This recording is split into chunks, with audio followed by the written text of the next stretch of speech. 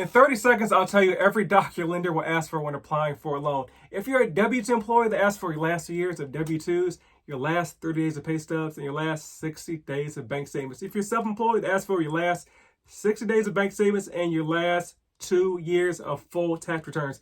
That's it. As you can see, this episode is a lot longer than 30 seconds, so I want to show you some nuances to this, special instances, and some scenarios where your lender may not even ask for any doc, which is why you should only actually submit the docs that your lender asked for.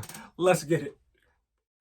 Welcome back to House Rich, the first time homebuyer show where we help millennials figure out how in the world do I buy my first home.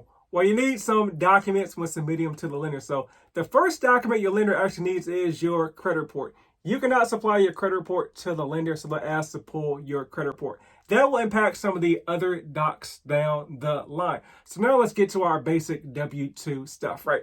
So your lender's going to ask for your last 2 years of W-2s. Last 2 years, not just the last two. What this does is it helps the lender verify your employment history and your income, especially if you had a big increase in income recently.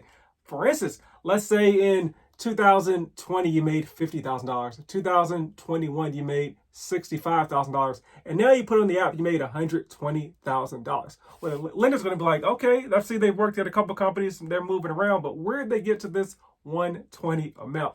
Well, that leads you to the pay stubs. So your last 30 days of pay stubs are used to verify what you're doing right now and to see if you got maybe some promotion. So let's say you got the promotion in the middle of the year and it's August. So between January to July, you were making $65,000, and now all of a sudden your last 30 days of pay stubs reflect the bi-weekly payments of a 100K employee.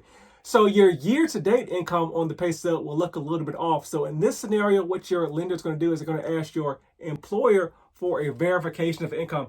If it's one of those situations where your pay stub does not have your annual salary at the top of the pay stub. Now, let's say you make $100,000, but you have like a scenario where it's like $50,000 base salary and then $50,000 in commission, bonus, overtime, something like that. What in that scenario the lender's going to do is ask for your last 2 years of year-end pay stubs so they can see, hey, at the end of 2020, you made $45,000 in commission. At the end of 2021, you made $47,000 in commission. What they're going to do is take a 2-year average as long as the commission or bonus is going up. If it's going down, they're going to use the most recent year. So let's say you made let's say you went 20,000, 30,000. So your average is going to be 25,000. But let's say you went 30,000, 20,000. They're going to use $20,000 as far as your outside of regular base salary income.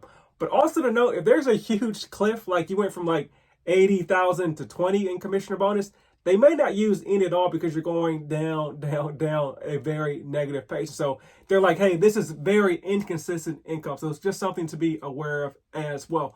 Which is why, once again, it's very important only to submit the documents that your lender asked for. Because I was at a lender, a big bank that had access to their customers' bank account. So in those situations, if the customer had direct deposit into the bank account, the lender would not even ask for any documents. So let's say you said you made $60,000 a year. It could be bonus, it could be overtime, but let's just say you told the lender you made $60,000 a year. Well, what they would do was look at your bank account. If you had like 2 deposits per month of like $2,000, it's like, okay, $2,000, $4,000, you know, we back out Social Security, taxes, etc. That makes sense for about $5,000. So in that scenario, you were good to go. Even if it was overtime, bonus, or something like that, they didn't have to track down any documentation because the numbers matched what you said. However, if you just submitted documents and now the underwriter sees, you know, overtime and bonus on there, now they got to go back and track down other documents. And maybe it's a situation where your income is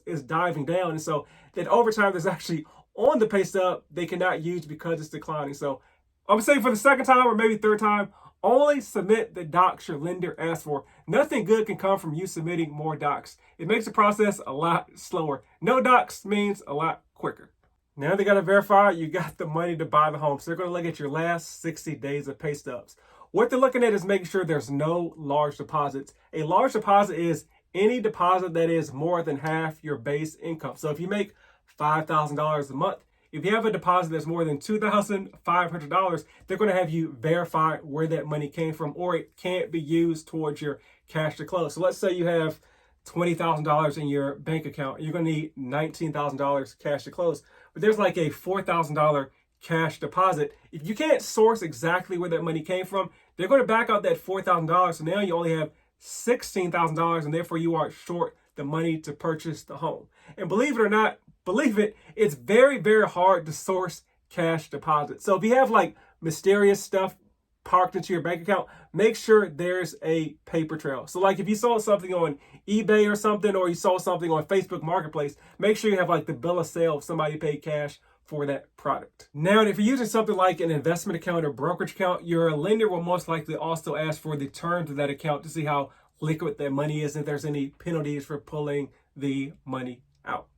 Another important thing is, on your application, it'll ask, are you married, single, and there's a bunch of other things. One of them is being divorced. As far as the lender cares, you're either married or you're not. So if you say something like you're divorced, most likely that lender is going to ask for a divorce decree and all the terms of the divorce. So if you don't have that readily available, that could be a slow up in the process as well. This comes into play a lot of times if you're refinancing, your ex-spouse is still on title and you're like, hey, I'm single. Well, the lender or the underwriter is going to ask for the terms of the divorce to make sure that you don't have to pay the spouse, $100,000 or $50,000 that you owe them based on the terms of the divorce. And the lender cares about that because it could place a lien on the property and mess up their lien position. So that's it. A quick snapshot of what you need in order to buy a home. Your big takeaway should be only submit what your lender needs. So ask them before submitting any docs. If you need help buying a home in the Dallas market, I can help you out and in all 50 states. But as always, buy land, rumor has it, and I'm making any more of it.